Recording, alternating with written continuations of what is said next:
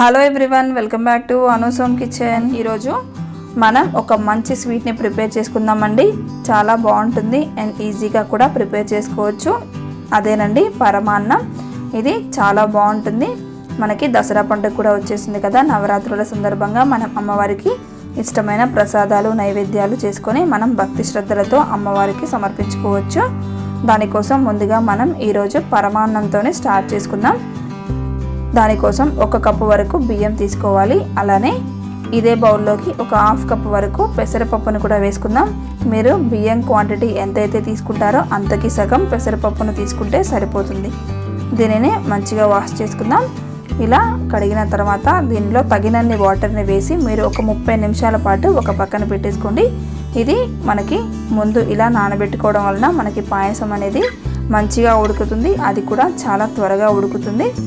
అది నానేలోపు మనం ఒక గిన్నెలోకి 3 గ్లాసెస్ వరకు వాటర్ని వేసుకుందాం. ఈ వాటర్ అనేవి మనకి ఇలా బబుల్స్ లాగా ఫామ్ అయిన తర్వాత మనం ముందుగానే నానబెట్టుకున్న బియ్యం ఉంటున్నాయి కదా, ఆ బియ్యంని ఈ వాటర్లోకి వేసుకుందాం.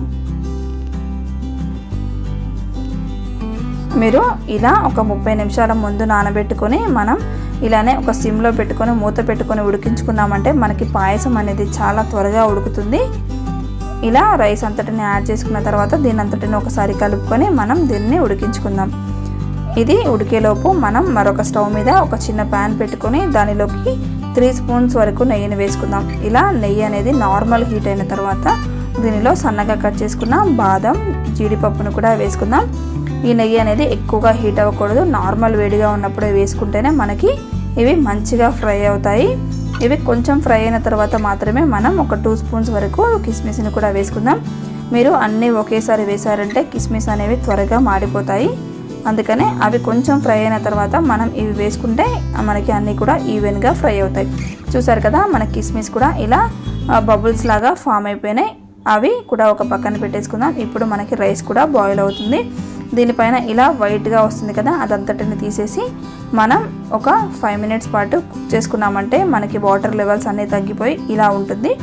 ఇప్పుడు దీనిలో మనం 2 కప్స్ వరకు పాలను వేసుకుందాం. ఈ పాలు కూడా కాచి చల్లార్చినవి, మీరు పచ్చి పాలను కూడా వాడుకోవచ్చు. నేను ఇక్కడ మెజర్ చేస్తున్న కప్పు 1/2 కప్ కాబట్టి నేను దీనితోనే ఒక 4 కప్స్ వరకు పాలను వేసుకుంటున్నాను. అంటే 2 కప్స్ పాలు వేసుకుంటే సరిపోతుంది. ఇలా పాలను వేసుకున్న తర్వాత కూడా మనం స్టవ్ అనేది హైలోనే ఉంచుకొని ఉడికించుకోవచ్చు. ఇక్కడ మనం వేసుకున్న పాల క్వాంటిటీ కూడా అంటే పాల లెవెల్ కూడా అంతా తగ్గిపోయి మనకి రైస్ అనేది పర్ఫెక్ట్గా ఉడికినంతసేపు మనం ఇలానే ఉడికించుకోవాలి. చూసారు కదా, మనకి పాల లెవెల్ కూడా తగ్గిపోయింది. ఇలా ఒక 5 మినిట్స్ పాటు ఉడికించుకున్నారంటే మీకు ఇలా రెడీ అయిపోతుంది. ఆ తర్వాత మనం దీనిలోకి 1 కప్పు వరకు తురిమిన బెల్లంను వేసుకోవాలి. మీరు బెల్లంని యాడ్ చేసేదానికంటే ముందు మీకు రైస్ అయితే 100% ఉడికి ఉండాలి. ఆ తర్వాతనే మీరు బెల్లంని వేసుకోవాలి. మీరు బెల్లం వేసిన తర్వాత మాత్రం మీకు రైస్ అనేది అస్సలు ఉడకదు. ఇలా వేసుకొని అంతా కలుపుకున్న తర్వాత ఒక 1/2 కప్పు వరకు సన్నగా కట్ చేసుకున్న పచ్చి కొబ్బరి ముక్కలను కూడా వేసుకుందాం. ఇదంతా ఒకసారి మంచిగా మిక్స్ చేసుకుందాం. బెల్లం అనేది మీకు టేస్ట్కు తగ్గట్లు మీరు యాడ్ చేసుకోవచ్చు.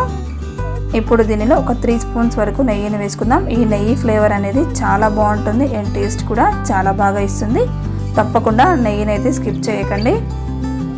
ఇలా నెయ్యిని వేసుకున్న తర్వాత దీనిలో ఒక 1/2 టీ స్పూన్ వరకు ఇలాచీ పౌడర్ని వేసుకుందాం. మీరు స్వీట్ అనేది కొంచెం ఎక్కువగా తిన్నారు అనుకుంటే మీరు ఇంకొక 1/2 కప్పు వరకు బెల్లంని వేసుకోవచ్చు. కానీ ఇక్కడ నేను వేసిన బెల్లం మాత్రం స్వీట్ అనేది ఎగ్జాక్ట్గా సరిపోతుంది. నేను చెప్పిన మెజర్మెంట్స్కి నేను వేసిన స్వీట్ అనేది ఎగ్జాక్ట్ సరిపోతుంది. మీరు టేస్ట్ అనేది చూసుకొని వేసుకోండి. ఇప్పుడు దీనిలోకి మనం ముందుగానే ఫ్రై చేసుకున్న డ్రై ఫ్రూట్స్ని కూడా వేసుకుందాం. అలా అంతటిని ఒక 2 మినిట్స్ పాటు కలుపుకొని మనం సర్వ్ చేసుకోవచ్చు. ఎంతో టేస్టీగా మనం అమ్మవారికి సమర్పించుకునే ఈ నైవేద్యం అనేది మనకి రెడీ అయిపోయింది. ఈ రోజు నుంచి మనం నవరాత్రులు అంటే 9 డేస్ వరకు రెసిపీస్ని పోస్ట్ చేశాను. తప్పకుండా వాచ్ చేయండి. ఈ వీడియో నచ్చినట్లయితే లైక్ చేయండి, షేర్ చేయండి. Thanks for watching.